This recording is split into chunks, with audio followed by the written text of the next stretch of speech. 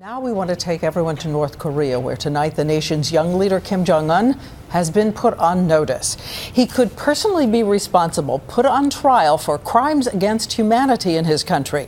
And tonight we have an unprecedented investigation by the United Nations taking us inside a kind of hell, comparing the North Koreans to the Nazis and saying even the tiniest Koreans are not safe. ABC's Bob Woodruff has traveled to North Korea 5 times and has our story.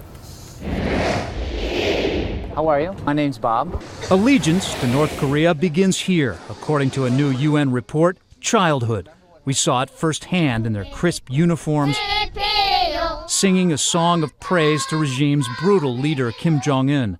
Today, the UN panel saying his government is responsible for crimes against humanity. The Commission of Inquiry has unanimously come to the conclusion that there is abundant evidence of great wrongs of this kind. The scathing report highlights some of the worst abuses the world has ever seen.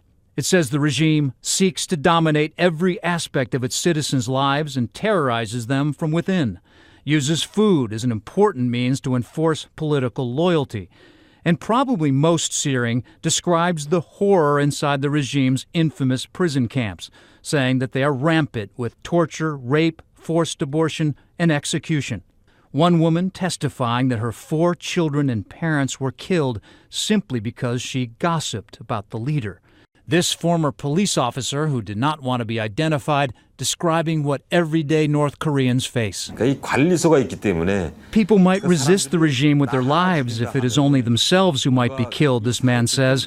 But it's not only one man being put to death. It's 3 generations of his family, too. Just unprecedented crimes against humanity. And the world can't close its eyes to that and pretend it's not there just because there's a nuclear problem.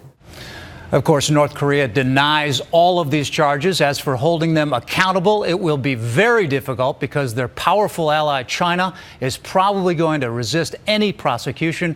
And will North Koreans in the country actually learn anything about this report? Well, Diane, in the recent trips I've made there, we have seen cell phones on the streets, so maybe there'll be some messages passed in and out, and they could learn something about this report from inside. But nonetheless, it's very closed right there inside Pyongyang. It's still isolated, yes. Thank you so much, Bob. At least put on notice.